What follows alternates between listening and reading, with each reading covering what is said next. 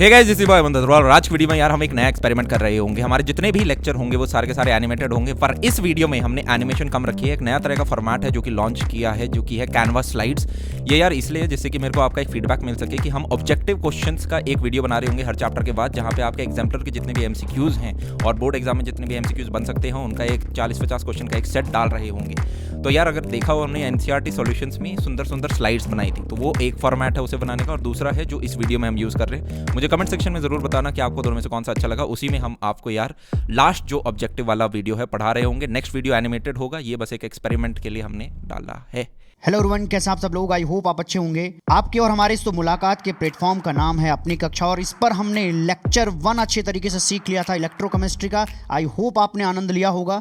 Lecture 1 में मैंने आपको इंट्रोडक्शन पार्ट ऑफ इलेक्ट्रोकेमिस्ट्री सिखाया था, galvanic cell and electrolytic cell के डिफरेंस के बारे में बताया था, representation of cell and cell potential के बारे में आपको सिखाया था। ये सारी बेसिक चीजें हमने इलेक्ट्रोकेमिस्ट्री के लेक्चर 1 में पढ़ लिया है। अगर आपने नहीं देखा हो तो निश्चित रूप से जाइए और देखिए और उसका आनंद उठाइए। आज इस लेक्चर 2 में मैं आपको standard hydrogen electrode, Nernst equation and thermodynamics of electrochemistry के बारे में सिखाऊंगा। यहाँ पे मैं आपके सारे पीवाईक्यूज भी सॉल्व करके दिखाऊंगा, ताकि आपको समझ में आए कि भाई जो नस्ट इक्वेशन हमने सीखा, जो हमने थर्मोडायनेमिक्स ऑफ इलेक्ट्रोकेमिस्ट्री सीखा, वो मुझे पूरी तरह से आ गया और हमारे बोर्ड के सारे क्वेश्चंस अब बन जाएंगे। तो चलिए शुरू करते हैं लेक्चर 2 की इस यात्रा को।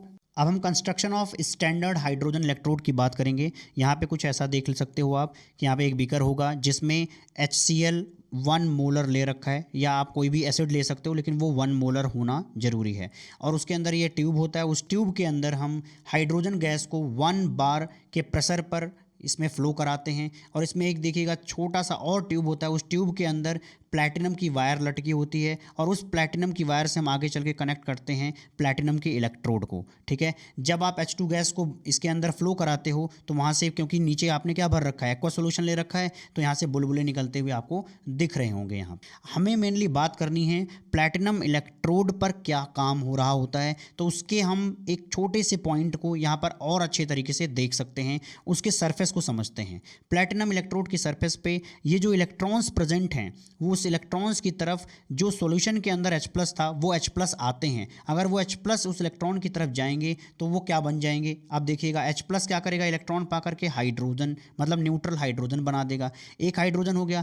दूसरा H+ अगर इलेक्ट्रॉन की तरफ जाता है वो भी एक दूसरा हाइड्रोजन हो जाएगा। तो 2 हाइड्रोजन मिल करके वहाँ से H2 गैस लिबरेट हो जाती है। यही यहाँ प्लैटिनम की सरफेस पे हो रहा होता है। अब हमें स्टैंडर्ड हाइड्रोजन इलेक्ट्रोड के रिप्रेजेंटेशन के बारे में पढ़ना है। अभी हमने क्या देखा कि हमारा जो प्लैटिनम का इलेक्ट्रोड है उसके ऊपर एक रिएक्शन हो रही है। तो प्लैटिनम कैसा होता है, सॉलिड होता है। उसके ऊपर रिएक्शन जो हो रही है उसमें 2H+ 2 इलेक्ट्रॉन लेकर के H2 गैस बना रहा है। इसका मतलब आपको यहाँ पे 3 फेज दिखेगा। देखिए यहाँ पर सॉलिड है प्लैटिनम, और H+ कैसा है, एक्वस है, और H2 कैसा है, गैस फॉर्म में है। मतलब आपको 3 फेज यहाँ पर दिख रहा होगा। अगर हम तीनों को एक साथ लिखें तो हमें 2 फेज बाउंड्री यूज करनी पड़ेगी। तो इसका रिप्रेजेंटेशन देख लेते हैं, जिसमें हम लिखते हैं प्लैटिनम सॉलिड, फिर हम बनाते हैं एक phase boundary with H2 gas at 1 bar, फिर हम बनाते हैं एक दूसरा फेज बाउंड्री, फिर लिखते हैं H+ विद एक्वस। हमने फेज बाउंड्री यहाँ पर क्यों बनाया हुआ है उसको समझ लेते हैं। देखो भाई, ये सॉलिड है और ये क्या, गैस। सॉलिड और गैस क्या होगा, 2 अलग फेज होंगे, इसलिए इसके बीच में क्या आएगा,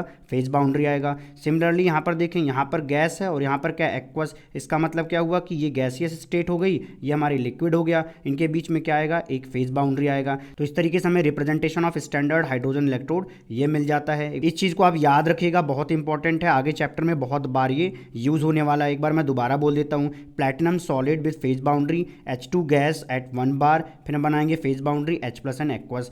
नेक्स्ट पॉइंट हम देखते हैं, जहाँ पर लिखा है कि according to convention potential of standard hydrogen electrode is 0। हमने क्या किया हुआ है, स्टैंडर्ड हाइड्रोजन इलेक्ट्रोड के पोटेंशियल को 0 मान लिया है। देखो भाई, हमने यहाँ पे पोटेंशियल शब्द यूज किया, ना तो हमने रिडक्शन की बात की ना तो ऑक्सीडेशन की।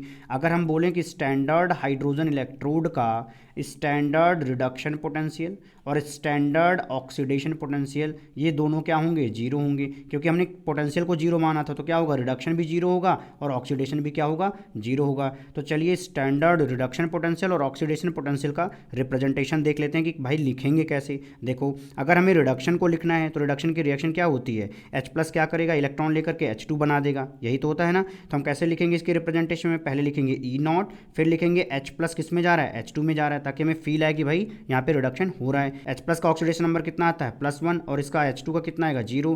तो +1 से 0 आना क्या होता है रिडक्शन होता है। इसका मतलब ये जो हमने लिखा है E0 H+2H2 ये किसको रिप्रेजेंट कर रहा है SRP को रिप्रेजेंट कर रहा है। ये क्या होगा 0 होगा। सिमिलरली अब ऑक्सीडेशन पोटेंशियल की बात कर लेते हैं। देखो हम यहाँ पे लिखेंगे E0 फिर लिखेंगे H2 किस में जा रहा है H+ में जा रहा है। तो भाई H2 का ऑक्सीडेशन नंबर कितना होता है 0 होता है। यहाँ पे +1 तो 0 से +1 जाना मतलब ऑक्सीडेशन का होना हो गया। इसका मतलब कि ये जो रिप्रेजेंटेशन दिया गया है ये किसका है स्टैंडर्ड ऑक्सीडेशन पोटेंशियल का रिप्रेजेंटेशन है। ये भी क्या होगा 0 होगा क्योंकि हमने पोटेंशियल के 0 होने की बात कही है। हमारा नेक्स्ट पॉइंट है मेजरमेंट ऑफ इलेक्ट्रोड पोटेंशियल। हमें अगर कोई मेटल दिया जाए और बोला जाए उस मेटल का इलेक्ट्रोड पोटेंशियल बताइए कितना होगा, तो भाई किसी के रिस्पेक्ट में ही हम क्या करेंगे इलेक्ट्रोड पोटेंशियल निकाल सकते हैं। तो उसके लिए हमें किसी रेफरेंस पॉइंट या रेफरेंस इलेक्ट्रोड की ज़रूरत पड़ेगी। रेफरेंस इलेक्ट्रोड के नाम पर हम ले लेते हैं स्टैंडर्ड हाइड्रोजन इलेक्ट्रोड। जो अभी हमने पढ़ा स्टैंडर्ड हाइड्रोजन इलेक्ट्रोड यही हमारे लिए रेफरेंस इलेक्ट्रोड का काम करता है। आखिरकार हमने इसी को रेफरेंस क्यों लिया, क्योंकि हमने मान रखा है कि इस स्टैंडर्ड हाइड्रोजन इलेक्ट्रोड का SRP वैल्यू और SOP वैल्यू ये दोनों कितना होता है 0 होता है। 0 के रिस्पेक्ट में किसी चीज़ को कैलकुलेट करना आसान होता है। इस वजह से स्टैंडर्ड हाइड्रोजन इलेक्ट्रोड को हमने अपना रेफरेंस इलेक्ट्रोड मान रखा है। अब हम देखते हैं कि क्या प्रोसेस है कि जिससे हम इलेक्ट्रोड पोटेंशियल निकाल सकते हैं। देखो भाई जिस मेटल का पूछा जाए उस मेटल का पहले आप क्या करिए हाफ सेल बनाइए। हाफ सेल कैसे बनाते हैं, मेटल के रॉड को उसी के सॉल्ट सॉल्यूशन में क्या करते हैं डिप कर देते हैं।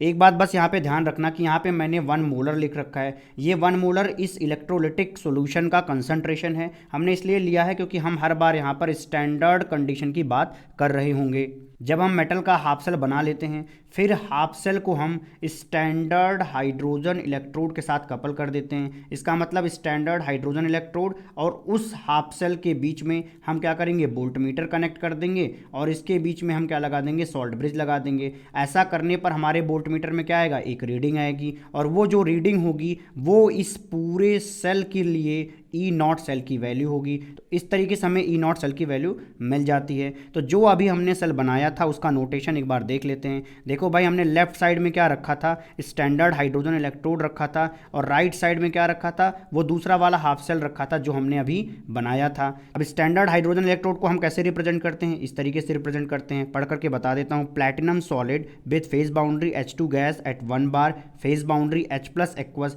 इसके बाद क्या लगाएंगे सॉल्ट ब्रिज, फिर इसके बाद दूसरा वाला हाफ सेल लिख देंगे। क्योंकि हमारे पास ये सेल का नोटेशन मौजूद है तो इस सेल के नोटेशन से हम E0 सेल की वैल्यू लिखेंगे। तो E0 cell is equal to क्या होगा राइट माइनस लेफ्ट, मतलब right minus left. Right side में क्या प्रेजेंट है आप लिखोगे E0 R माइनस E0। जब लेफ्ट लिखोगे तो लेफ्ट की जगह पर आपको क्या लिखना चाहिए स्टैंडर्ड हाइड्रोजन इलेक्ट्रोड लिखना चाहिए, क्योंकि लेफ्ट साइड में हमने क्या लिख रखा है ये स्टैंडर्ड हाइड्रोजन इलेक्ट्रोड लिख रखा है। अब देखो भाई लेफ्ट साइड में जो हमने स्टैंडर्ड हाइड्रोजन इलेक्ट्रोड लिखा था उसका E0 सेल कितना आता है या E0 वैल्यू कितनी आती है 0 आती है। तो क्या हो जाएगा E0 cell is equal to E0 right और राइट साइड में क्या था अदर हाफ सेल। इसका मतलब जो हमने सेल बनाया उसका जो E0 वैल्यू आएगी वही जो है E0 R होगा, मतलब वही इलेक्ट्रोड पोटेंशियल होगा दूसरे वाले हाफ सेल का। हो सकता है ये सारी चीजें थोड़ा सुनने में अजीब लग रही हूं आपको, इसको मैं थोड़ा क्लियर कर दूंगा नेक्स्ट जब मैं एग्जांपल ले रहा हूँ। नेक्स्ट पॉइंट में हमें standard electrode potential of copper के बारे में पता करना है। इसका मतलब हमें E0 कॉपर 2+ एंड कॉपर के बारे में पता करना है कि ये E0 की वैल्यू कितना होता है। Standard electrode potential of copper निकालने के लिए हम कपलिंग करा देते हैं कॉपर के इलेक्ट्रोड का स्टैंडर्ड हाइड्रोजन इलेक्ट्रोड के साथ। कैसे करवाते हैं आइए देख लेते हैं। क्योंकि हमें स्टैंडर्ड हाइड्रोजन इलेक्ट्रोड लेना है इसलिए हमने पूरा सेटअप उठा रखा है किसका स्टैंडर्ड हाइड्रोजन इलेक्ट्रोड का, जिसमें आपको प्लैटिनम का यहाँ पर इलेक्ट्रोड दिखेगा और ऊपर से H2 गैस पास होते हुए दिखेगा। और क्योंकि गैस आएगा कहाँ पर एक्वा सोल्यूशन में, तो यहाँ पे आपको कुछ बुलबुले भी दिखाई देंगे। लेकिन जो आपने एक्वा सोल्यूशन ले रखा है वो 1 मोलर लेना है क्योंकि हमने स्टैंडर्ड हाइड्रोजन इलेक्ट्रोड की बात की थी। ठीक है, अब हम स्टैंडर्ड हाइड्रोजन इलेक्ट्रोड को कॉपर के कंपार्टमेंट के साथ कपल करेंगे। जैसे ही हम इन दोनों को वायर के थ्रू भी जोड़ते हैं और इन दोनों सॉल्यूशन के बीच में सॉल्ट ब्रिज लगाते हैं, हमें वोल्टमीटर के अंदर एक परमानेंट डिफ्लेक्शन देखने को मिलता है। और वो डिफ्लेक्शन कितने का होता है 0.2 0.337 वोल्ट का होता है, जिसको अक्सर आप देखोगे कि 0.34 वोल्ट लिखा रहता है। इस तरीके से हमें इस पूरे सेल का सेल पोटेंशियल मिल जाता है, क्योंकि भाई जो चीज़ वोल्ट मीटर में दिखती है वो पूरे सेल की होती है। वो कितना आया यहाँ पर 0.34 वोल्ट आया, तो यही 0.34 वोल्ट ये पूरे सेल का क्या आएगा, ई नॉट सेल आएगा, मतलब स्टैंडर्ड इलेक्ट्रोड पोटेंशियल आएगा। अब हम देखेंगे इस ई नॉट सेल से हम कॉपर का स्टैंडर्ड इलेक्ट्रोड पोटेंशियल कैसे निकाल सकते हैं। Standard reduction potential of copper निकालने से पहले जो ये हमने सेल बनाया हुआ है, इस सेल का मैं आपको पहले नोटेशन सिखाता हूँ। देखो भाई, इस सेल में लेफ्ट साइड में क्या लिखा गया है, स्टैंडर्ड हाइड्रोजन इलेक्ट्रोड है, और राइट साइड में क्या लिखा है, कॉपर का कंपार्टमेंट लिखा गया है। तो सेल का नोटेशन क्या बनेगा, स्टैंडर्ड हाइड्रोजन इलेक्ट्रोड, फिर क्या आएगा, सॉल्ट ब्रिज, इसके बाद क्या आएगा, कॉपर का कंपार्टमेंट आ जाएगा। स्टैंडर्ड हाइड्रोजन इलेक्ट्रोड का रिप्रेजेंटेशन ये होता है, जिसमें लिखा रहता है platinum solid and H2 bar H+ aqueous, इनके बीच में क्या रहता है, फेज बाउंड्री। इसके बाद हम क्या बनाएंगे, सॉल्ट ब्रिज, और इसके बाद हम कॉपर का कंपार्टमेंट लिखेंगे। देखो भाई, यहाँ पे रिएक्शन क्या हो रही है, कॉपर 2+ जाकर के कॉपर के स्ट्रिप पे बैठ रहा है, इसका मतलब कॉपर 2+ क्या बन रहा है, कॉपर बन रहा है। तो हम वही चीज़ यहाँ पे लिख देंगे। देखो भाई, कॉपर 2+ क्या बन रहा है, कॉपर बन रहा है। इस वजह से सॉल्ट ब्रिज के जस्ट बगल में हमें क्या लिखना है, कॉपर 2+, फिर क्या लिखना है, कॉपर लिखना है। यहाँ पर कॉपर क्या रहेगा, सॉलिड फॉर्म में रहेगा। हमने अपने एग्जाम्पल में पहले से ही 1 मोलर लिख रखा है, इसलिए हमने यहाँ पे 1 मोलर लिया हुआ है, और ये चीज़ भी हमने 1 मोलर लिखा है, इसलिए यहाँ पर भी हमने 1 मोलर लिख रखा है। अब हमारे पास इस सेल का नोटेशन प्रेजेंट है, तो सेल के नोटेशन से हम आराम से ई नॉट सेल की वैल्यू लिख सकते हैं। E not cell is equal to क्या होता है, राइट माइनस लेफ्ट। तो राइट माइनस लेफ्ट लिखोगे तो राइट में क्या है, कॉपर प्रेजेंट है, लेफ्ट में क्या है, स्टैंडर्ड हाइड्रोजन इलेक्ट्रोड है, और हमें पता है स्टैंडर्ड हाइड्रोजन इलेक्ट्रोड का कितना आएगा, 0 आएगा। तो ई नॉट कॉपर 2+2 कॉपर, तो यहाँ पे लिख दोगे -0। तो एक्चुअली क्या हो जाएगा, E not cell is equal to E naught copper 2+2 copper. हमने वोल्ट मीटर के अंदर डिफ्लेक्शन क्या देखा था, 0.34 वोल्ट का। इसका मतलब ये हुआ कि जो डिफ्लेक्शन आया वही क्या होगा, ई नॉट कॉपर 2+2 कॉपर होगा। तो इस तरीके से हमने standard reduction potential of copper को कैलकुलेट कर लिया। हमारा नेक्स्ट टॉपिक है नर्स्ट इक्वेशन। नर्स्ट इक्वेशन को नर्स्ट नाम के साइंटिस्ट ने दिया था। ये एक बहुत ही अद्भुत इक्वेशन है जो इलेक्ट्रोड पोटेंशियल, टेम्परेचर और कंसंट्रेशन ऑफ मेटल आयन के बीच में रिलेशन बताता है। वो ये बताता है कि इलेक्ट्रोड पोटेंशियल पर टेम्परेचर का क्या इम्पैक्ट आएगा, इलेक्ट्रोड पोटेंशियल पर कंसंट्रेशन ऑफ मेटल आयन का क्या असर आएगा। ये बहुत बड़ी जानकारी थी जब हम सेल के बारे में पढ़ रहे थे। मतलब हम हर बार ऐसा तो नहीं कर सकते कि इलेक्ट्रोलाइट का कंसंट्रेशन यूनिटी रखें, 1 मोलर ही रखें। अगर हमने कंसंट्रेशन वैरी कर दिया तो उस कंसंट्रेशन के वेरिएशन की वजह से इलेक्ट्रोड पोटेंशियल कैसे वैरी होता है, इसके बारे में बताता है नर्स्ट इक्वेशन। मान लो कि ये जो जनरल इक्वेशन या जनरल रिएक्शन लिखी गई है ये किसी सेल से रिलेटेड है, तो इसके लिए नर्स्ट इक्वेशन लिखा जाता है E cell is equal to E not cell minus RT/NF into LN/Q, जहाँ पर Q क्या है, रिएक्शन कोसेंट है। क्या है, रिएक्शन कोसेंट, जिसको हम पढ़ते हैं केमिकल इक्विलिब्रियम में। हम देखेंगे कि ये Q कैसे लिखा जाता है, ये रिएक्शन कोसेंट कैसे लिखा जाता है अगर हमारे पास ये जनरल इक्वेशन है। तो देखिए Q इज इक्वल टू क्या होगा, C⁻C into D⁻D divide by A⁻A and B⁻B। ठीक है, आपको ऊपर की साइड क्या लिखना होता है, प्रोडक्ट का कंसंट्रेशन, और नीचे की साइड लिखना होता है रिएक्टेंट का कंसंट्रेशन, और उसके स्टोइकोमेट्रिक कांस्टेंट को उनके कंसंट्रेशन की पावर बनाते हैं। तो ये जो चीज़ बनती है उसको बोलते हैं रिएक्शन कोसेंट। ठीक है, यही चीज़ हमें पुट करनी है Q की जगह पे। तो देखिए यहाँ पर हमने R यूज किया है, T यूज किया है, N यूज किया और F यूज किया है। ये ई सेल क्या होता है इसके बारे में हम जान चुके हैं, इससे हमारी पहचान हो चुकी है। ई नॉट सेल में क्या बोलेंगे कि कंसंट्रेशन जब यूनिटी हो, माइनस RT/NF।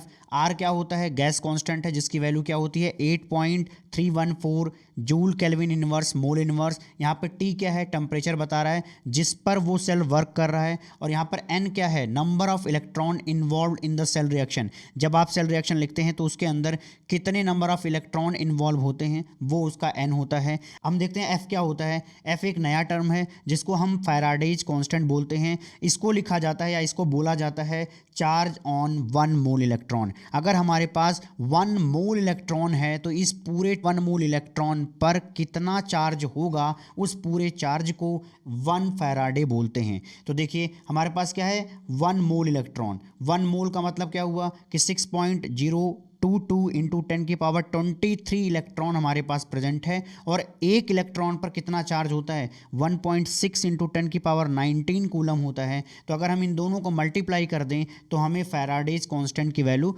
पता चल जाएगी। जब हम इसको मल्टीप्लाई करते हैं तो हमें मिलता है 96487 कूलम पर मोल। इसको अप्रॉक्सीमेटली लिखा जाता है 96500 कूलम मोल इनवर्स। इसको हम अक्सर कहाँ यूज करते हैं, जब हम क्वेश्चन सॉल्व कर रहे होते हैं, क्योंकि इसको कट पिट करना या मल्टीप्लाई करना थोड़ा आपके लिए कठिन होता है। तो आई होप आपको फैराडे समझ में आ गया होगा। अब हम नेक्स्ट इक्वेशन को हाफ सेल में लगा करके देखेंगे। हाफ सेल की रिएक्शन कुछ इस तरीके से लिखी जाती है कि कोई मान लीजिए कि मेटल का आयन है, उसमें हमने n इलेक्ट्रॉन जोड़ दिया, ठीक है। अगर मान लो मेटल पर n प्लस प्रेजेंट है और उसमें हमने n इलेक्ट्रॉन जोड़ दिया तो वो न्यूट्रल मेटल बन जाता है, ठीक है। जैसे अभी हमने थोड़ी देर पहले पढ़ा था कि जिंक 2+ है, उसमें अगर हमने 2 इलेक्ट्रॉन ऐड कर दिए तो क्या बन जाएगा, जिंक बन जाएगा। या कॉपर ले लो, कॉपर 2+ 2 इलेक्ट्रॉन लेके क्या बन जाएगा, कॉपर बन जाएगा। मतलब ये एक हमने जनरल टर्म लिखा हुआ है। इस हाफ सेल के लिए हम नेक्स्ट इक्वेशन क्या लिखेंगे, EMN+, फिर हम लिखेंगे कि M is equal to E0 minus RT/NF ln, फिर लिखेंगे कि 1 कंसंट्रेशन ऑफ मेटल आयन। हमने यहाँ 1 क्यों लिखा, हमने यहाँ पर ये क्यों नहीं लिखा कि concentration of metal. Actually metal क्या है, सॉलिड है, तो उसके कंसंट्रेशन का कोई खास मतलब नहीं है, तो हम उसको क्या मान लेते हैं, यूनिटी मान लेते हैं, 1 मान लेते हैं सॉलिड के लिए, ठीक है। तो इसका कंसंट्रेशन हमने 1 पुट कर दिया और इसकी कंसंट्रेशन की बात की तो इसको हमने नीचे रख दिया। भाई हमें अगर बोलना होता हम क्या बोलते, ln Q। तो आप बताइए यहाँ पर Q क्या लिखा जाएगा, Q is the concentration of metal divide by concentration of metal N+, यही होता। ये तो 1 हो गया, तो क्या हो जाएगा 1/this हो जाएगा। ओके, अभी हमने जो नेक्स्ट इक्वेशन दिखा, अगर हम उसमें रख दें temperature T is equal to 298 kelvin मतलब 25 डिग्री, एंड फैराडे की वैल्यू रख दें 96487 coulomb mole inverse, and R की वैल्यू रख दें 8.314 joule kelvin inverse mole inverse. और अगर हम एक करेक्शन और कर लें यहाँ पे, मतलब यहाँ पे ln दिया हुआ है, ln को हम log में कन्वर्ट कर दें तो क्या हो जाएगा, 2.303 से मल्टीप्लाई करना पड़ेगा। तो देख लेते हैं कि इसकी वैल्यू कितना आता है जब हम ये वैल्यूज़ यहाँ पर पुट करते हैं। तो देखते हैं 2.303, R की वैल्यू क्या है 8.314 मल्टीप्लाई टेम्परेचर की वैल्यू है 298, फिर हम डिवाइड करेंगे किससे, N इंटू F से। F कितना है 96487। जब हम इसको सॉल्व करते हैं तो इसकी वैल्यू आती है 0.059 डिवाइड बाई n, क्योंकि यहाँ पर भी n था, नीचे n दिखेगा, और पूरे को सॉल्व करने पर ये आता है। तो फाइनली जो नेक्स्ट इक्वेशन मिलता है वो ये मिलता है कि E is equal to E0 minus 0.059 divide by n into log 1/mn+, ठीक है, जब हम किसी हाफ सेल के लिए लिख रहे होते हैं तब।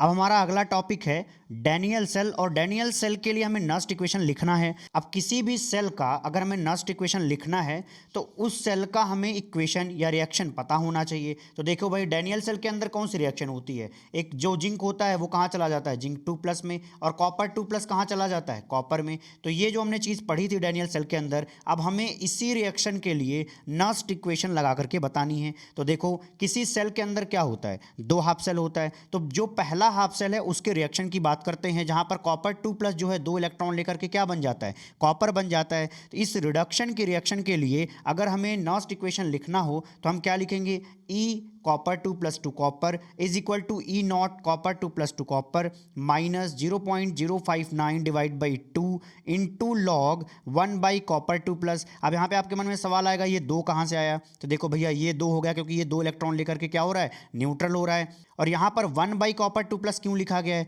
तो हमें यहाँ पर लिखना चाहिए Q क्या है, रिएक्शन कोसेंट है। तो चलिए लिख के देख लेते हैं, concentration of copper solid divide by concentration of copper 2+। देखो भाई, कॉपर सॉलिड का तो कितना हो जाता है, 1 हो जाता है कंसंट्रेशन। तो यहाँ से क्या आ जाएगा, 1 कंसंट्रेशन ऑफ कॉपर 2+, ठीक है। और हमें इस इक्वेशन में यहाँ पर Q ही रखना पड़ता है, तो इसलिए हमने यहाँ पर ला करके directly 1 concentration of copper 2+ put कर दिया। सिमिलरली हम जिंक के लिए भी यही लिखेंगे। जिंक के लिए जहाँ पर हमने कॉपर 2+ लिखा वहाँ पे जिंक 2+ लिख दो, जहाँ कॉपर लिखा वहाँ पर जिंक लिख दो, उसके लिए भी क्या होगा, नस्ट इक्वेशन बन जाएगा। तो इस रिडक्शन की रिएक्शन के लिए नस्ट इक्वेशन क्या होगा, ये होगा। तो हमने रिडक्शन इसलिए बोला है क्योंकि यहाँ जो आपको ये E दिख रहा है, ये क्या बता रहा है, रिडक्शन पोटेंशियल के बारे में बता रहा है। जो ये E0 है वो क्या बता रहा है, स्टैंडर्ड स्टैंडर्ड रिडक्शन पोटेंशियल के बारे में बता रहे हैं। तो इस रिएक्शन के लिए अब हम नस्ट इक्वेशन लिख लेते हैं। क्या होगा, E is equal to E not minus 0.059 divide by 2 हमने क्यों लिखा, क्योंकि जिंक 2 प्लस क्या कर रहा है, 2 इलेक्ट्रॉन लेकर के जिंक बन रहा है, into log 1 by concentration of zinc 2 plus. जैसे यहाँ पे हमने कॉपर 2 प्लस बोला था, वैसे यहाँ पे क्या रहेगा, जिंक 2 प्लस रहेगा। अभी तक हमने डैनियल सेल के दोनों हाफ सेल रिएक्शंस लिखे और उस हाफ सेल रिएक्शन से उसके नस्ट इक्वेशन लिख दिए। लेकिन अगर हम दोनों हाफ सेल को एक साथ मिला लें तो हमें सेल का सेल पोटेंशियल मिल जाएगा। अब हम सेल पोटेंशियल की बात करेंगे। सेल पोटेंशियल कैसे लिखा जाता है, E cell is equal to E of cathode minus E of anode. तो कैथोड किसका बना होता है, कॉपर का, एनोड किसका बना होता है, जिंक का। ठीक है, तो यहाँ पे लिखेंगे क्या, E cell is equal to E copper 2 plus to copper minus E zinc 2 plus to zinc लिखेंगे। देखो भाई, हमने इसकी वैल्यू यहाँ पर लिख रखी है और इसकी वैल्यू यहाँ पे रख रखी है, तो इन दोनों को हम नीचे उसके पुट कर देंगे तो हमें ई सेल की वैल्यू मिल जाएगी। तो क्या मिलेगा, E cell is equal to इतने की जगह पर हमने ये लिख दिया और इतने पार्ट की जगह पर हमने ये लिख दिया ऊपर से देख करके। ठीक है, तो हमें क्या मिला, E naught copper 2 plus to copper minus 0.059 divide by 2 into log 1 by concentration of copper 2 plus minus E naught zinc 2 plus to zinc minus 0.059 divide by 2 into log 1 by concentration of zinc 2 plus.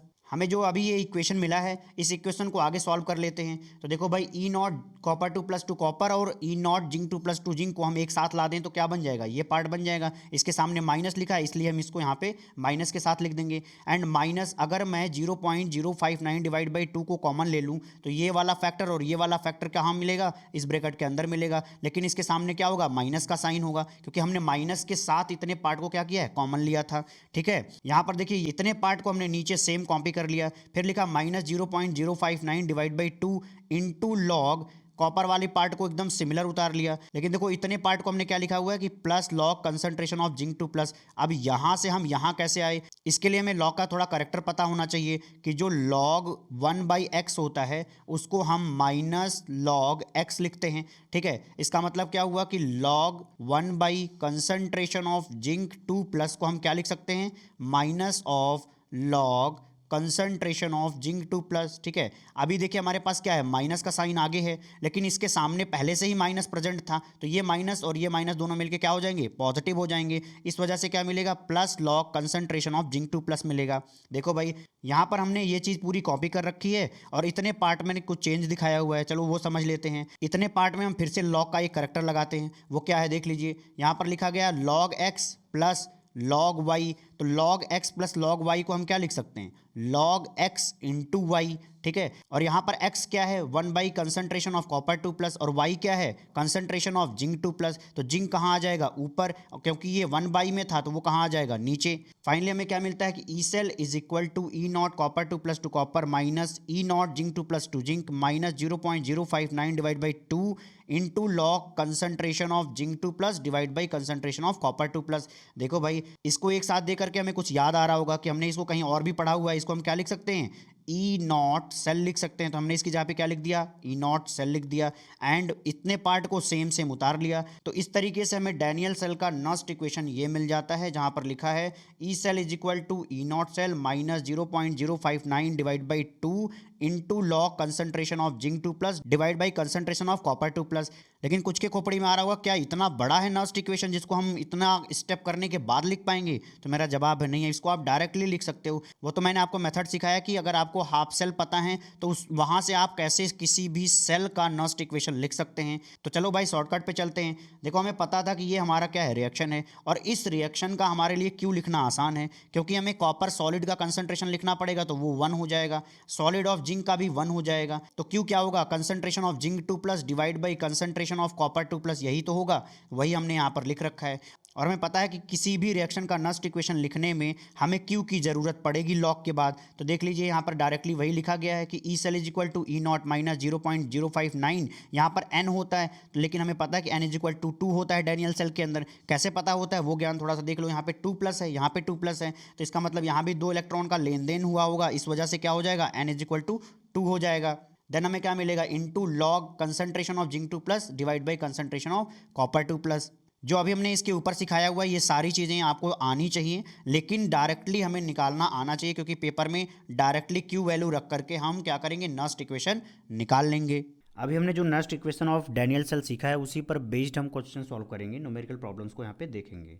For the cell zinc solid से zinc 2+ जाना, फिर दिया है bridge copper 2+ से copper की तरफ जाना। ठीक है, इसके लिए बोला गया है इस सेल के लिए आपको write the equation for each half cell, मतलब आपको कैथोड और एनोड पर रिएक्शन लिखनी है। And second one is calculate cell potential at 25 degree Celsius, और आपको दिया जा रहा है ये वैल्यू जहाँ पर E0 जिंक 2+ से जिंक की तरफ जाना कितना है -0.76 वोल्ट, और कॉपर 2+ से कॉपर जाना कितना लिखा है +0.34 वोल्ट। ये क्वेश्चन आपके दिल्ली 2011 में आ चुका है, 3 मार्क्स में आया हुआ था। ओके, अब इसके आंसर की तरफ चलते हैं। पहला क्या पूछा गया है, write the equation for each half cell.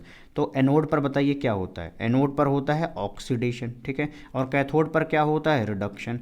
बस आपको ये चेक करना है इस रिएक्शन में या इस सेल में किसका ऑक्सीडेशन हो रहा है और किसका रिडक्शन हो रहा है। तो देखिए जिंक सॉलिड से जिंक 2+ बन रहा है, जिंक सॉलिड मतलब क्या हुआ, इसका ऑक्सीडेशन नंबर 0, यहाँ पे कितना +2, तो 0 से +2 जाना मतलब क्या हो गया ऑक्सीडेशन, इसलिए हमने यहाँ पर लिखा हुआ है। और कॉपर 2+ में ऑक्सीडेशन नंबर +2 था, कॉपर में जाएगा 0 हो जाएगा, मतलब उसका ऑक्सीडेशन नंबर घट गया, मतलब रिडक्शन हुआ। रिडक्शन कहाँ पे होता है, कैथोड पे, तो वो चीज़ हमने यहाँ लिख दिया है। ओके, सेकंड पॉइंट पे आते हैं जहाँ पर calculate cell potential at 25 degree Celsius लिखा है। आपको सेल पोटेंशियल निकालना है, मतलब आपको ई सेल की वैल्यू निकालनी है। ई सेल की वैल्यू निकालने के लिए हमें नर्स्ट इक्वेशन की ज़रूरत पड़ेगी। तो इससे रिलेटेड नर्स्ट इक्वेशन कैसे लिखा जाएगा, देखिए E cell is equal to E0 -0.059 divide by 2 log concentration of zinc 2+ divide by concentration of copper 2+। ये 2 कहाँ से आया, क्योंकि भाई देखो यहाँ पे 2 इलेक्ट्रॉन दिख रहा है, यहाँ पे भी 2 इलेक्ट्रॉन दिख रहा है, तो N इज इक्वल टू कितना आ गया 2 आ गया, तो वही हमने यहाँ पे पुट कर दिया है।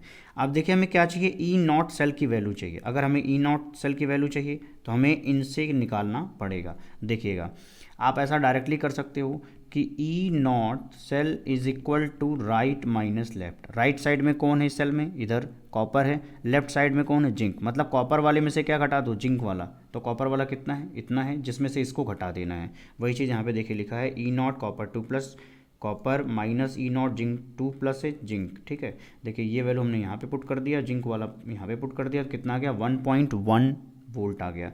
मतलब हमारे डैनियल सेल का कितना आता है 1.1 वोल्ट E0 सेल की वैल्यू आएगी। हमने E0 सेल की वैल्यू यहाँ पे रख दिया है आगे, -0.059 divide by 2 log concentration of zinc 2+ कितना था, कंसनट्रेशन ऑफ जिंक 2+ यहाँ पे दिया हुआ है कि 2 मोलर था, तो हमने ऊपर 2 रख दिया।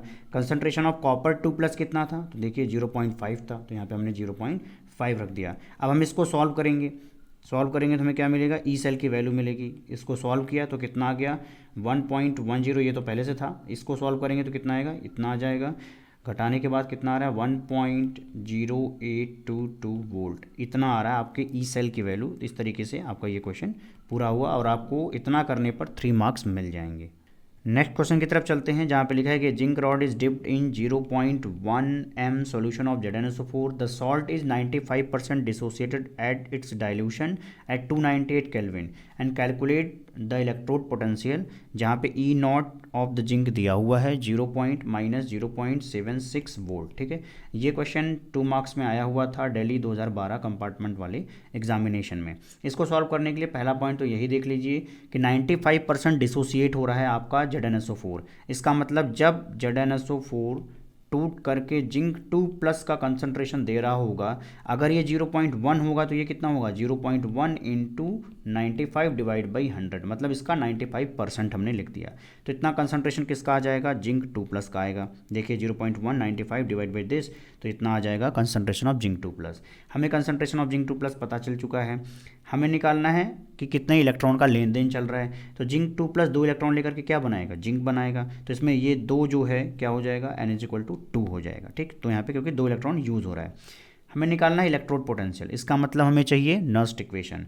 तो नर्स्ट इक्वेशन कैसे लिखा जाएगा, zinc 2+ zinc is equal to E0 -0.059 divide by 2, ये वाला 2 हमने यहाँ पे पुट कर दिया लॉग। अब देखिए कंसंट्रेशन ऑफ प्रोडक्ट लिखते हैं, तो प्रोडक्ट में तो सॉलिड है, सॉलिड का हम कितना लेते हैं 1, तो यहाँ पे हमने 1 पुट कर रखा है, डिवाइड बाई यहाँ पे प्रोडक्ट लिखते हैं नीचे की तरफ, तो प्रोडक्ट की कंसंट्रेशन लिख दिया। अब हमें जिंक 2+ की कंसंट्रेशन पता है, वो हम यहाँ पर पुट कर देंगे और इसको जब सॉल्व करेंगे तो हमें क्या मिल जाएगा, ई सेल की वैल्यू मिल जाएगी या इलेक्ट्रोड पोटेंशियल की वैल्यू मिल जाएगी, जो कि इतना मिलेगा। ओके, इतना करने पर आपको 2 मार्क्स मिल चुका होगा, आपके खाते में जुड़ जाएगा ये। चलिए नेक्स्ट देख लेते हैं। नेक्स्ट क्वेश्चन देखते हैं। Calculate the EMF of the following cell at 298 kelvin. उससे रिलेटेड आपको ये रिएक्शन दी गई है, जहाँ पर कंसंट्रेशन मेंशन किया गया है आयरन 2+ का और क्रोमियम 3+ का। ठीक है, जो भी SRP वैल्यू चाहिए वो इन्होंने पहले से दे रखा है। ये आया है क्वेश्चन दिल्ली 2016 में, 3 मार्क्स में आया है। चलिए इसका आंसर देख लेते हैं। देखो भाई, अगर हमें ईएमएफ ऑफ द सेल निकालना है तो हमें एन की वैल्यू चाहिए, E0 की वैल्यू चाहिए। ठीक है, तो ये दोनों चीज़ें निकालने के लिए हमें सेल रिएक्शंस लिखना पड़ता है। चलिए इसके आंसर की तरफ चलते हैं। यहाँ पर हमें ईएमएफ ऑफ द सेल निकालना है, इसका मतलब हमें नस्ट इक्वेशन निकालना है। तो नस्ट इक्वेशन लिखने के लिए हमें एन की ज़रूरत पड़ेगी और E0 सेल की ज़रूरत पड़ेगी। ठीक है, तो हम क्या करें, जो रिएक्शन दी गई है उसके हाफ सेल्स को लिख लेते हैं और वहाँ पर एन की वैल्यू हम देख लेंगे कितना आता है। देखिए एनोड पे कौन सी रिएक्शन हो रही होगी, एनोड पर ऑक्सीडेशन हो रहा हो, किसका होगा, क्रोमियम से क्रोमियम 3+, वो हमने यहाँ पे लिख दिया, 3 इलेक्ट्रॉन वो निकाल रहा है। कैथोड पे कौन सी रिएक्शन होगी, आयरन 2+ किस में जाएगा, आयरन में जाएगा। तो देखिए ये रिएक्शन हो रही होगी।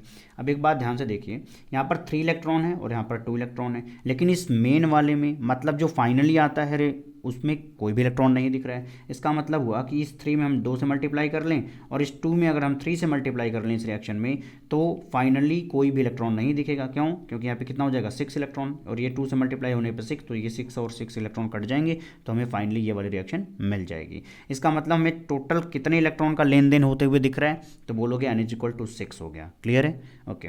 अब हमें E0 सेल निकालना है। E0 सेल के लिए आप सिंपली बोल सकते हो कि E0 cell is equal to, जो हम पहले बोलते थे E0 right minus E0 left. हमें पता है कि राइट साइड में क्या होता है, कैथोड होता है, और एनोड किस साइड में होता है, लेफ्ट साइड में। तो बस कैथोड में से एनोड घटा दो। कैथोड अब देखो किसका था, आयरन वाले का। एनोड पे क्या था, क्रोमियम वाला। तो देखिए यहाँ पे हमने क्या किया, आयरन वाले में से क्रोमियम वाला घटा दिया, ये वैल्यूज ऊपर दी गई थी। तो ई सेल की वैल्यू कितना आ गया, 0.3 वोल्ट आ गया। अब हमें नस्ट इक्वेशन लगाना है। तो नस्ट इक्वेशन में क्या होगा, E equal to E cell 0.059 divide by N की वैल्यू क्या पुट कर देंगे, 6 पुट कर देंगे। लॉग क्रोमियम 3+ का स्क्वायर हमने क्यों लिखा है, क्योंकि देखिए ये प्रोडक्ट साइड में देखिए भाई क्या है, रिएक्शन कोशेंट क्यों लिखा जाता है। लॉग के इधर क्या होता है, रिएक्शन कोशेंट क्यों होता है। रिएक्शन कोशेंट क्यों लिखने में हम कैसे लिखते हैं, कंसंट्रेशन ऑफ क्रोमियम +3, और जो भी इसका स्टोइकोमेट्रिक कांस्टेंट होता है ये इसके ऊपर चढ़ जाता है, ठीक है, उसकी खोपड़ी पे। और यहाँ पे क्या होगा, आयरन का +2 होता है, उसकी खोपड़ी पे क्या लगा देंगे, 3 लगा देंगे। तो यही चीज़ हमने यहाँ पे पुट कर रखा है। अब जो कंसंट्रेशन दिया गया था उसको हम यहाँ पे पुट कर रहे हैं। क्रोमियम के लिए ये दिया है और आयरन के लिए ये दिया है। तो इसको सॉल्व करेंगे तो कितना आएगा, ई सेल की वैल्यू 0.31 वोल्ट आएगा। नेक्स्ट क्वेश्चन पे आते हैं, जहाँ पे लिखा है calculate the EMF of the following cell at 25 degree Celsius. आपको ये सेल दिया गया है, ठीक है। उसके लिए E0 सेल की वैल्यू उन्होंने पहले से ही दे रखा है। आपको ईएमएफ पूछा गया, मतलब आपको नस्ट इक्वेशन लगाना है। ये क्वेश्चन 3 मार्क्स का आया हुआ है CBSE 2013 में। अब आंसर की तरफ चलते हैं, और आंसर में हमें ईएमएफ ऑफ द सेल निकालना है अगर, तो भाई हमें क्या चाहिए, एन चाहिए, E0 सेल की वैल्यू चाहिए। E0 सेल की वैल्यू उन्होंने दे रखी है, लेकिन एन की वैल्यू निकालने के लिए हमें पहले क्या लिखना पड़ेगा, उनके हाफ सेल्स लिखने पड़ेंगे। तो देखिए Ag से Ag+ जा रहे हैं, तो हमने लिख दिया Ag से Ag+ जाने में 1 इलेक्ट्रॉन निकल रहा है। कॉपर 2+ से कॉपर जाने में क्या होगा, 2 इलेक्ट्रॉन रिसीव करके वो पहुंचा होगा। इसका मतलब यहाँ पे 2 इलेक्ट्रॉन है, तो इसको भी 2 इलेक्ट्रॉन करने के लिए हमें क्या करना पड़ेगा, 2 से मल्टीप्लाई करना पड़ेगा। तो आपकी ये क्या आ जाएगी, सेल रिएक्शन आ जाएगी, जहाँ पर आप देख रहे हो कि 2 इलेक्ट्रॉन का लेन देन हो रहा है, तो n = 2, तो वो हम यहाँ पे पुट कर देंगे। लॉग, अब देखिएगा कंसंट्रेशन ऑफ Ag+ की पावर क्या होगा, 2 होगा, ठीक है, ये प्रोडक्ट साइड में है। एंड रिएक्टेंट साइड में क्या है, कॉपर है, तो सिंपली हमने क्या लिख दिया, कॉपर, क्योंकि इसका स्टोइकोमेट्रिक कांस्टेंट कितना आ रहा है, 1 आ रहा है, तो इसके लिए इसका पावर 1 ही रहेगा। ओके, अब हम कंसंट्रेशन ऑफ Ag+ रख लेते हैं। अब हम कंसंट्रेशन ऑफ Ag+ रख लेते हैं। Ag+ क्या है, 10⁻³ यहाँ पे पुट किया और इसका स्क्वायर कर दिया, divide by concentration of copper यहाँ पे पुट कर दिया, तो हो जाएगा 10⁻⁻1। इसको सॉल्व करोगे तो कितना आ जाएगा, ई सेल = 0.608 वोल्ट आ जाएगा, ठीक है। इसको कंफ्यूज मत होना, ये 1 ही दिया हुआ है, ठीक है, ये 2 की तरह दिख रहा था। ओके, नेक्स्ट क्वेश्चन पे आते हैं। ये भी ऊपर वाले की तरह ही है, जहाँ पे आपको ईएमएफ ऑफ द सेल पूछा जा रहा है एट 298 केल्विन, जहाँ पे आयरन किस में जा रहा है, आयरन 2+ में, तो वो चीज़ हमने यहाँ पे लिख दिया है। H+ किस में जा रहा है, H2 में, तो H+ H2 में जा रहा है। तो हम देखेंगे यहाँ पे 2 इलेक्ट्रॉन दिख रहा है, और जब H+ H2 में हम दिखाते हैं हाफ H2 करके, तो हम 1 इलेक्ट्रॉन दिखा रहे हैं, तो 2 से मल्टीप्लाई करके 2 इलेक्ट्रॉन कर लेंगे, क्योंकि हमें फाइनल रिएक्शन में तो हमें इलेक्ट्रॉन दिखेंगे ही नहीं, ऑब्वियसली नहीं दिखेंगे, 2 से कट जाएगा, ठीक। तो ये चीज़ हमें मिलती है सेल रिएक्शन में। अगर हमें सेल रिएक्शन पता होगा तभी हम नस्ट इक्वेशन लिख पाएंगे। तो नस्ट इक्वेशन लिख लेते हैं भाई। नस्ट इक्वेशन में क्या होगा, E cell = E0 - 0.059 divide by 2, 2 क्यों रखा, क्योंकि यहाँ पे 2 इलेक्ट्रॉन का लेन देन चल रहा है। एंड लॉग, अब हमें जो Q लिखना होता है, रिएक्शन कोसेंट Q, वो क्या होता है, प्रोडक्ट वाला देखिए कितना आएगा, प्रोडक्ट में क्या है आयरन 2+ है, एंड डिवाइड बाई रिएक्टेंट में क्या है H+, लेकिन H+ का स्क्वायर लिखोगे, क्यों, क्योंकि इसका रिएक्शन कोसेंट क्या आ रहा है, स्टोइकोमेट्रिक कोसेंट क्या आ रहा है, 2 आ रहा है। यहाँ पे 2 लिखोगे, क्यों, क्योंकि इसका जो स्टोइकोमेट्रिक कांस्टेंट है वो 2 आ रहा है, तो वो पावर में दिखेगा, तो यहाँ पे आ गया H+ का स्क्वायर। ठीक, हम सॉल्व कर लेंगे, E0 की वैल्यू रखेंगे, लेकिन E0 तो अभी हमने निकाला नहीं है, तो देखिएगा E0 सेल की वैल्यू, अच्छा इन्होंने दे रखी है, तो E0 सेल की वैल्यू दे रखी है, आप डायरेक्टली देख लीजिए। ठीक है, E0 सेल की आप यहाँ पे वैल्यू रख दीजिए -0.059 डिवाइड बाई 2, एंड इनका कंसंट्रेशन कितना था यहाँ पे देखेंगे आप, तो ये आए 10⁻³ हो जाएगा, तो ये हमने यहाँ पे रख दिया। एंड कंसंट्रेशन ऑफ H+ कितना है 0.01, मतलब क्या हुआ 10⁻² का स्क्वायर रख देंगे नीचे की तरफ, इसको सॉल्व करने पर कितना आएगा, ई सेल की वैल्यू आएगी 0.41 वोल्ट आ जाएगी। ठीक है, ओके। नेक्स्ट इक्वेशन का कुछ और कमाल देखते हैं। इससे हम इक्विलिब्रियम कांस्टेंट की भी वैल्यू निकाल सकते हैं। मान लीजिए कि हमारे पास ये जनरल रिएक्शन है, ठीक है, अगर हमें इस जनरल रिएक्शन का इक्विलिब्रियम कांस्टेंट निकालना है तो हम नेक्स्ट इक्वेशन के पास जाएंगे कि भाई उसको सॉल्व करके बताओ क्या होगा। तो देखिए हम सेल के माध्यम से सॉल्व करेंगे तो क्या लिखा जाएगा, E cell equal to E0 cell minus RT/NF into ln Q। ठीक है, Q यहाँ पे क्या होता है, रिएक्शन कोसेंट होता है। ठीक है, नॉर्मली आप रिएक्शन कोसेंट यूज करते हो, लेकिन जैसे ही स्टेट ऑफ इक्विलिब्रियम आता है, उस स्टेट ऑफ इक्विलिब्रियम पर जो आपका रिएक्शन कोसेंट Q होता है वो इक्विलिब्रियम कांस्टेंट बन जाता है। क्या बन जाता है, इक्विलिब्रियम कांस्टेंट बन जाता है। मतलब इक्विलिब्रियम की कंडीशन में reaction quotient Q is equal to equilibrium constant K हो जाएगा। एंड सेकंड चीज़ क्या होती है, इक्विलिब्रियम की कंडीशन में E cell is equal to 0 होता है। तो ये दोनों चीज़ें हम क्या करेंगे, इसमें पुट कर देंगे। देखिए ई सेल की वैल्यू 0 रख दिया, ठीक है, ई सेल की वैल्यू 0 रख दिया, एंड E0 सेल की वैल्यू यहाँ लिखा -RT/NF। फिर हम क्या लिखेंगे, ln Q की जगह पे हम क्या लिखेंगे, KC रख देंगे। ठीक है, फिर ये वैल्यू हमने यहाँ ला दिया, मतलब E0 cell is equal to RT/NF into ln KC हो जाएगा। अगर मान लीजिए हमने इसको लॉग में कन्वर्ट कर लिया, फिर तो हमारे पास वैल्यू पता होती है कितना होता है, 0.059 divide by n log KC। तो फाइनली क्या मिलता है कि E0 cell is equal to 0.059 divide by n log KC। ठीक है, KC क्या होता है, सिंपली वही जो Q होता है, लेकिन यहाँ पर जितने भी कंसंट्रेशन यूज किए जाते हैं ये सारे कंसंट्रेशन इक्विलिब्रियम के कंसंट्रेशन होते हैं। अगर हमें KC की वैल्यू निकालनी है तो हमें E0 सेल की वैल्यू पता होनी चाहिए। अब तक हमने डैनियल सेल के E0 सेल को भी कैलकुलेट कर रखा है, तो निश्चित रूप से हम KC की भी वैल्यू निकाल ले जाएंगे। देखिए ये रहा डैनियल सेल, इसके लिए आपको दिया गया है कि E0 सेल की वैल्यू कितना है, 1.1 वोल्ट। सिंपल सी बात, इसको लाइए यहाँ पुट करिए, क्या हो जाएगा 1.1 is equal to 0.059 divide by 2, ये 2 की कहानी समझ में आती ही है, इनटू log KC। यहाँ से हमें log KC की वैल्यू मिलती है जो कि होती है log KC is equal to 37.288। ठीक है, तो KC इज इक्वल टू क्या हो जाएगा, एंटी लॉग 37.288 लिखा जाएगा। जो यहाँ पर पॉइंट के पहले होता है 37, हम उसको एंटी लॉग लिखते वक्त क्या लिखते हैं, पावर में लिखेंगे तो 10⁻37, और इसका हम एंटी लॉग टेबल से देख लेंगे तो क्या मिलेगा, KC is equal to 2 into 10⁻37 मिलेगा। ओके, नेक्स्ट पॉइंट है relation between E cell and delta G. हम बात करते हैं सेल की।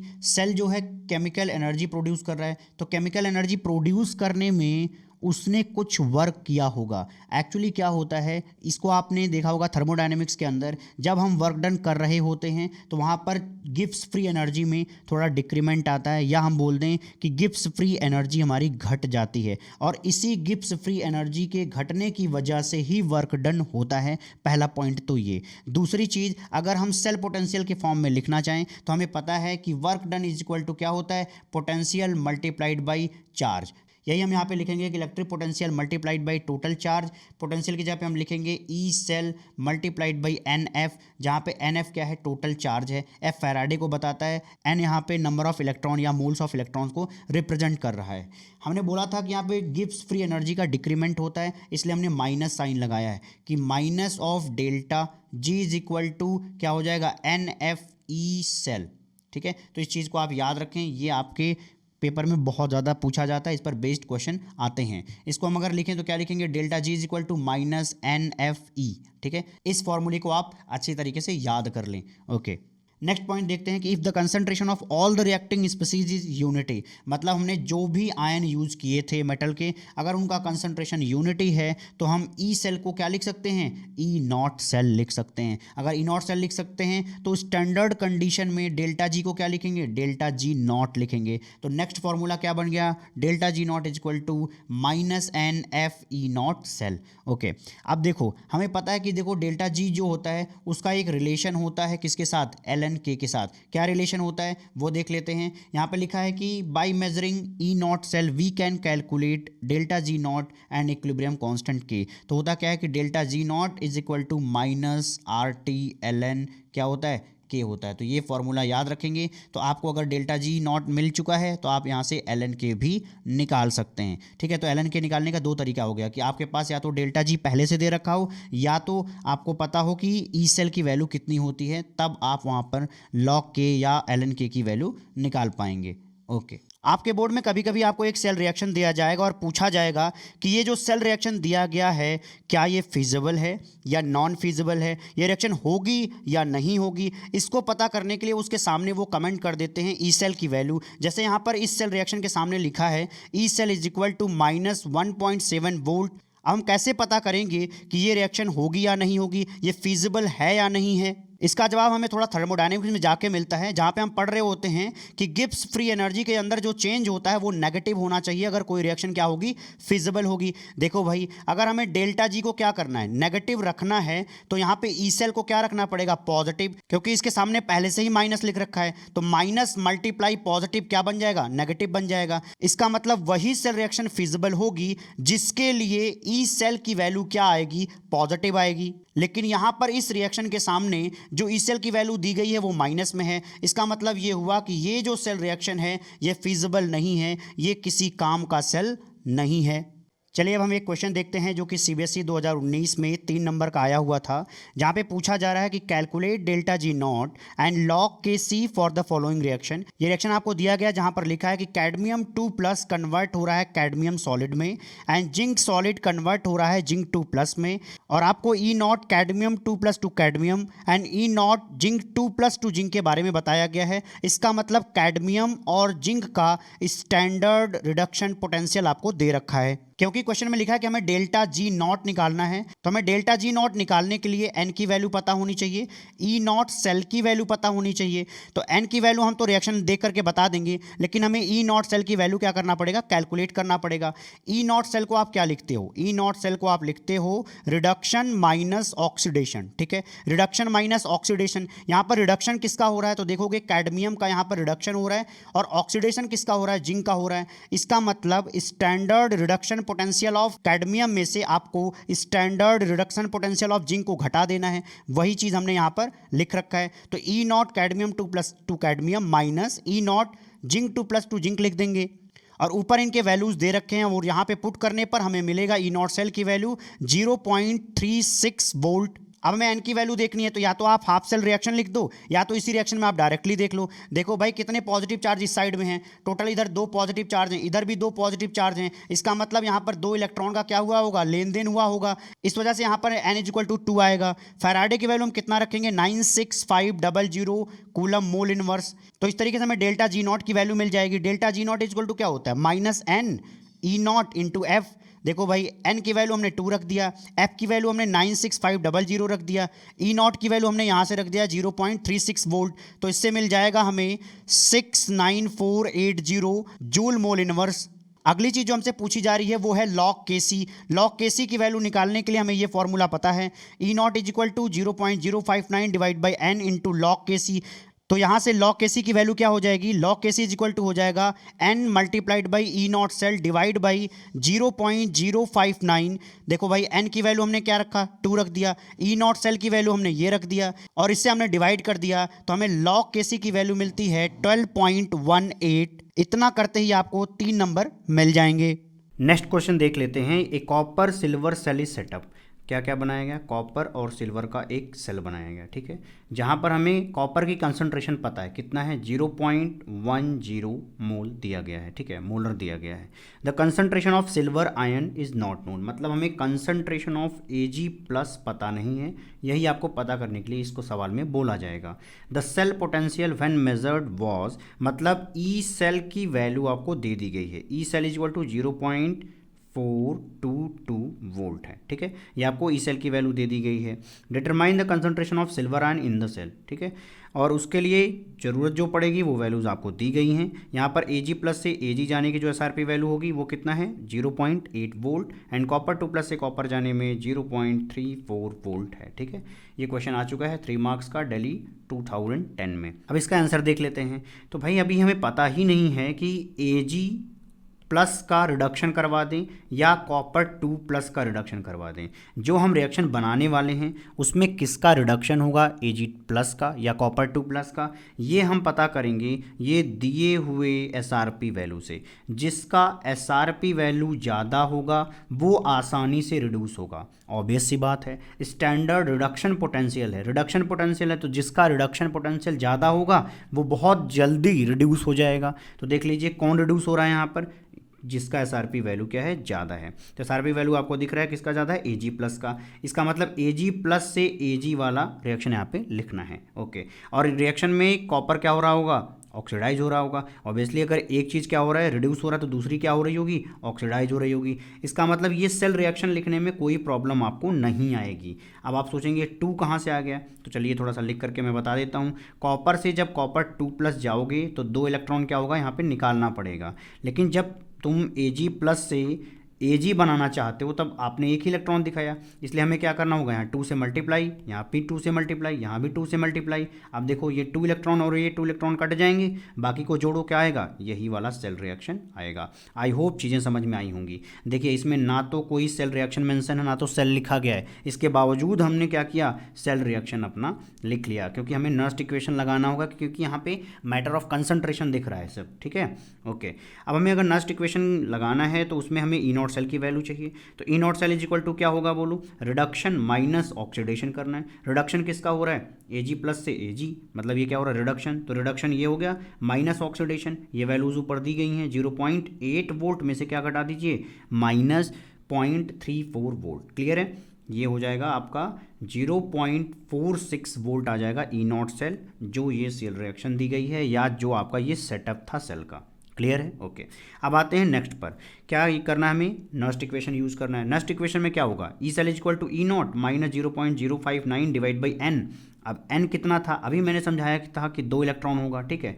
अब या तो ऐसे सिंपली बोल लो, इसके इधर कितना चार्ज दिख रहा है, +2 का चार्ज, इधर कितना है, यहाँ भी +2 का चार्ज, भाई +1 और ये 2 मल्टीप्लाई होकर के, तो अगर ये 2 प्लस चार्ज होंगे तो क्या होगा, हमें 2 ही इलेक्ट्रॉन चाहिए, ठीक है। आई होप समझ में आया हो। ये n की वैल्यू क्या आ जाएगी, 2 हो जाएगी।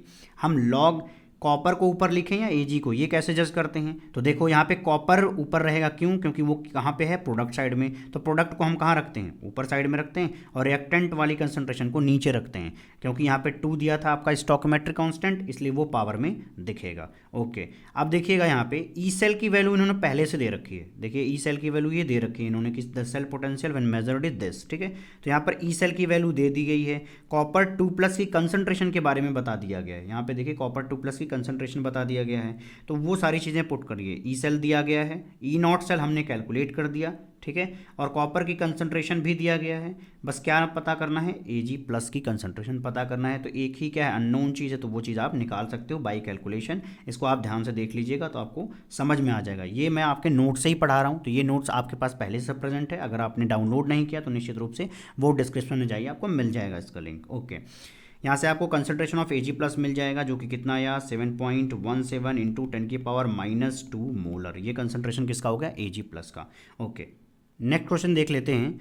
Right the formulation for the galvanic cell in which the reaction takes place, या इस रिएक्शन की बात की जा रही है। Identify the cathode and anode reaction in it. Simple सा सवाल पूछा गया था 5 मार्क्स में CBSE 2011 C में, ठीक है। ये क्वेश्चन भी इसी के साथ कनेक्टेड है, तो अभी ये हाफ पार्ट है इसका, ओके। तो जो आपको ये सेल रिएक्शन दी गई है, इसी सेल रिएक्शन को देख के बताना है कि इसमें से कैथोड पर और एनोड पर कौन सी रिएक्शन हो रही होगी। कैथोड पर क्या होता है भाई, रिडक्शन होता है, तो ऑब्वियसली रिडक्शन की रिएक्शन होगी। एनोड पर क्या होता है, ऑक्सीडेशन होता है। ठीक है, अब तक तो ये याद हो ही गया होगा। तो एनोड पर रिएक्शन दिखा लेते हैं भाई। कॉपर से कॉपर 2+ का जाना क्या है, ऑक्सीडेशन है, तो यहाँ पर देखिए ऑक्सीडेशन दिख रहा है। कैथोड पर रिडक्शन लिखना है तो ये चीज़ यहाँ पर लिख दीजिए, तो ये रिडक्शन दिख रहा है। ठीक है, और यही सेम क्वेश्चन कहाँ पूछा गया था, दिल्ली 2018 जब कंपार्टमेंट का एग्जाम हुआ था, ये 1 मार्क्स में आया था। सिर्फ यही एनोड और कैथोड लिखना था। ओके, नेक्स्ट पार्ट पढ़ते हैं इसका। ये तो फर्स्ट पार्ट था, अब नेक्स्ट पार्ट पढ़ते हैं। नेक्स्ट में लिखा हुआ कि write the Nernst equation and calculate the EMF of following cell. ठीक है, ये सेल दिया गया है, इसके लिए हमें क्या करना है, नर्स्ट इक्वेशन लिखना है और ईएमएफ ऑफ द सेल के बारे में बताना है। जबकि क्या दिया है, E0 SN2+ से SN जाना -0.14 वोल्ट यहाँ पे दिया गया है। कैसे सॉल्व करेंगे इसको, सिंपल सी बात है, जो आपको ये सेल का नोटेशन दिया गया है, इस सेल नोटेशन से हमें क्या बना लेना चाहिए, हमें बना लेना चाहिए सेल की रिएक्शन। कैसे बनाएंगे वो देखिए, एनोड की रिएक्शन और कैथोड की रिएक्शन निकालिए। कैसे निकालेंगे, SN से SN2+ जाना क्या होता है, ऑक्सीडेशन। ऑक्सीडेशन कहाँ होता है, एनोड पे। रिडक्शन देखिए इस साइड होता है, तो रिडक्शन कहाँ जा रहा है, H+ से H2 बना रहा है। ठीक है, यहाँ पे भी 2 इलेक्ट्रॉन है और यहाँ पे भी 2 इलेक्ट्रॉन दिख रहा है, तो ऑब्वियसली ये दोनों कट जाएंगे। इनको जोड़ दीजिए, क्या बनेगा, SN solid plus 2H+ aqueous convert हो रहा होगा। SN किस में जा रहा है, SN2+ में, और ये आपका H+ किस में जा रहा है, H2 में जा रहा है। ठीक है, अब हमें नेट रिएक्शन पता हो गया है, तो नेट रिएक्शन अगर हमें पता है तो हम नर्स्ट इक्वेशन आसानी से लिख सकते हैं। देखिए ये आपका नर्स्ट इक्वेशन लिखा गया है, जहाँ पे लिखा है E cell is equal to E0 cell minus 0.059/n। n यहाँ पर कितना रखा जाएगा, 2 रखा जाएगा, क्योंकि यहाँ पे 2 इलेक्ट्रॉन आपको दिख रहा है। लॉग कंसंट्रेशन ऑफ, ये प्रोडक्ट वाला ऊपर रखना है, तो देखिए क्या लिखा है, SN2+, और नीचे क्या रखना है, कंसंट्रेशन ऑफ H+ का स्क्वायर। ठीक है, अब यहाँ पे नर्स्ट इक्वेशन तो हो गया, लेकिन आपको क्या पता करना है इसके साथ साथ, calculate the EMF of the following cell. इस सेल का ई सेल वैल्यू निकालना है, मतलब हमें ये कैलकुलेट करके बताना है। अगर हमें ये कैलकुलेट करना है तो हमें E0 सेल की वैल्यू पता होनी चाहिए। तो देख लेते हैं, E0 cell is equal to क्या हो जाएगा, H+ से H2 जाना। ऐसा क्यों लिखा जा रहा है यहाँ पे, क्योंकि रिडक्शन माइनस ऑक्सीडेशन क्या होता है, E0 सेल की वैल्यू होती है। तो रिडक्शन किसका हो रहा है, H+ से H2 जाना। ठीक है भाई, यहाँ पे आप देख सकते हो ना, रिडक्शन कहाँ पे हो रहा है, ये देखिए रिडक्शन हो रहा है। ठीक, तो इसमें से किसको घटा दो, इस एनोड वाले को घटा दो, आंसर आ जाएगा। ठीक, तो H+ से H2 जाने का हमें पता है क्या होता है, ये स्टैंडर्ड इलेक्ट्रोड पोटेंशियल, इसका कितना आता है, H+ का 0 आता है, क्योंकि यही तो स्टैंडर्ड है हमारे लिए, 0 रखा जाता है। ठीक है, तो यहाँ पर इसकी SRP वैल्यू हमने 0 रख दी, और SN2+ से SN जाने की वैल्यू यहाँ पे इन्होंने दे रखी है, minus and minus of this से पॉजिटिव हो जाएगा, तो कितना हो जाएगा, 0.14 वोल्ट आ गया यहाँ पे E0 सेल की वैल्यू। हमने E0 सेल की वैल्यू देखिए यहाँ से पुट कर दिया है। ठीक है, n की वैल्यू कितना रख दिया, 2 रख दिया। लॉग कंसंट्रेशन ऑफ SN2+ कितना है भाई, ये रखा जाएगा, तो देखिए यहाँ रख दिया। एंड कंसंट्रेशन ऑफ H+ दिया हुआ है 0.02 m, वो रख करके इसको स्क्वायर कर दीजिए। इसको सॉल्व कर लेंगे तो ई सेल की वैल्यू कितना आ जाएगा, 0.0809 वोल्ट। क्लियर है, तो देखो भैया, इस तरीके से हमारा लेक्चर 2 होता है यहाँ पे ख़त्म। और आपको जितना हमने अभी तक सिखाया है उससे आप एनसीईआरटी एक्सरसाइज का क्वेश्चन नंबर 3.3, 3.4, 3.5 एंड 3.6 को सॉल्व कर सकते हैं। और इन चारों क्वेश्चन को सॉल्व करने में अगर आपको कोई दिक्कत आए तो आप एनसीईआरटी एक्सरसाइज सॉल्यूशन को जाकर के देख सकते हैं। तो चलिए मिलते हैं लेक्चर 3 में, जहाँ पे हम चर्चा कर रहे होंगे इलेक्ट्रोकेमिकल सीरीज के बारे में and conductance of electrolytic solution के बारे में। तब तक के लिए खुश रहिए, प्रसन्न रहिए।